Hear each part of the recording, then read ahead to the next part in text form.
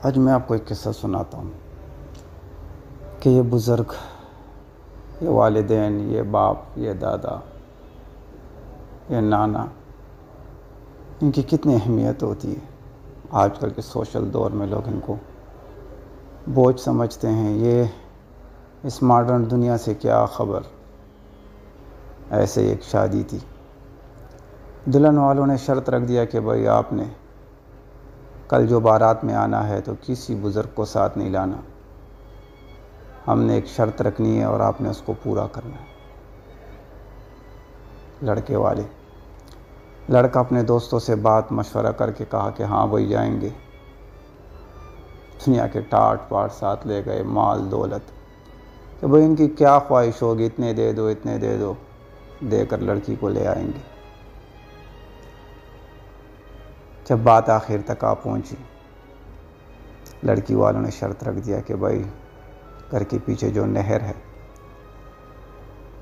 इसको दूध से भर दो, लड़की ले जाओ। अब लोग हैरान और परेशान, नहर को दूध से कैसे भर दे? ये ले लो, वो ले लो, दुनिया ले लो, लाखों ले लो, करोड़ों ले लो, मर्सिडीज ले लो। नहीं भाई, जो शर्त रखी है उसको पूरा करके दे दो। अब यहाँ पर इस जाने से पहले इस लड़के का एक दादा होता, वो इससे बहुत प्यार करता है। तो वो इसके दोस्तों को कहता है कि ये तो मुझे साथ नहीं ले जा रहा। एक दोस्त को राज़ी कर देता है कि भाई मुझे एक संदूक में बंद करके अपने साथ रख लो, मैंने अपने बेटे की खुशी देखनी है, बस मैंने अपने पोते की खुशी देखनी है। खैर, उसको राज़ी करके वो साथ ले गया था। ये जब सारे लोग परेशान आकर बैठ गए वापस जाने के लिए, तो उस दोस्त ने कहा कि भाई ये ऐसा मसला है तो मैं तो तेरे दादा को भी लाया हूँ, चलो उससे बात करके देखते हैं। उसने कहा दादा क्या करेगा, वो क्या इस नहर को दूध से भर सकता है? हम नहीं कर पाए तो वो क्या कर पाएगा। खैर, दादा के पास पहुंच गए, मसला बयान कर दिया कि भाई शर्त ऐसी रखती है और सब नाकामी है। दादा ने कहा नहीं बेटा, नाकामी किस बात की, तो बहुत आसान सी बात है।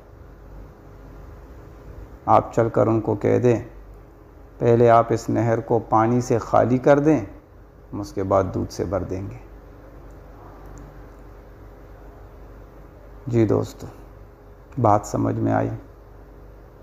आज हम इस मॉडर्न दौर में अपने रिश्तों को भुला गए हैं, अपने बड़ों को बोझ समझने लग गए हैं। बड़ों के पास बाय मॉडर्न टेक्नोलॉजी के नॉलेज नहीं है और उनके पास तजुर्बा है। उनके पास ऐसी ताकत है जो किसी के पास नहीं।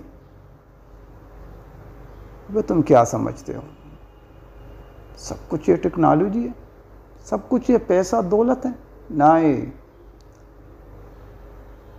उनके सामने ये कुछ भी नहीं, क्योंकि उनके साथ तो अल्लाह है।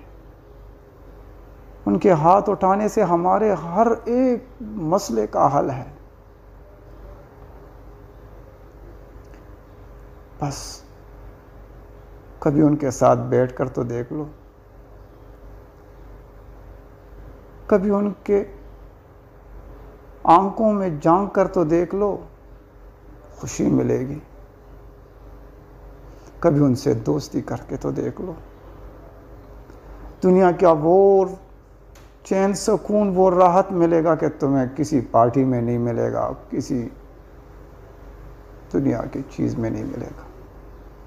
बस गुजारिश यही है मेरी, प्यारे दोस्त, अपने वालिदैन को वक्त दो। ये ना सिर्फ हमारे जन्नत के दरवाज़े हैं, बल्कि इस दुनिया की खुशी के दरवाज़े हैं, इस दुनिया की कामयाबी के दरवाज़े हैं। क्या सुना नहीं है आप लोगों ने?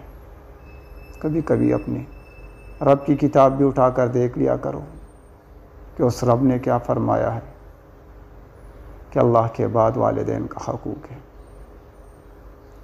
मूसा अलैहिस्सलाम की बात कि जब वो अपनी वालिदा के वफ़ात के बाद अल्लाह से मिलने जा रहे तो पहले वो जाते थे बेधड़क ने रब से हम कलाम होते थे कोहे तूर पर। फिर अल्लाह ने कहा कि संभल के बोलो मूसा, तेरे पीछे तेरी माँ की दुआएं नहीं है। प्यारे हबीब हज़रत मोहम्मद मुस्तफ़ा सल्लल्लाहु अलैहि वसल्लम का फरमान नहीं सुना कि एक दफ़ा फरमाया कि मेरा जी चाहता है कि मैं नमाज में खड़ा होता और मेरी माँ मुझे आवाज़ देती हुजरे से कि मोहम्मद, और मैं नमाज छोड़कर उसको आवाज़ देता, उसके पास जाता। जिनके वालिदैन ज़िंदा है वो गनीमत समझे, और जिनके वालिदैन इस दुनिया फ़ानी से चले गए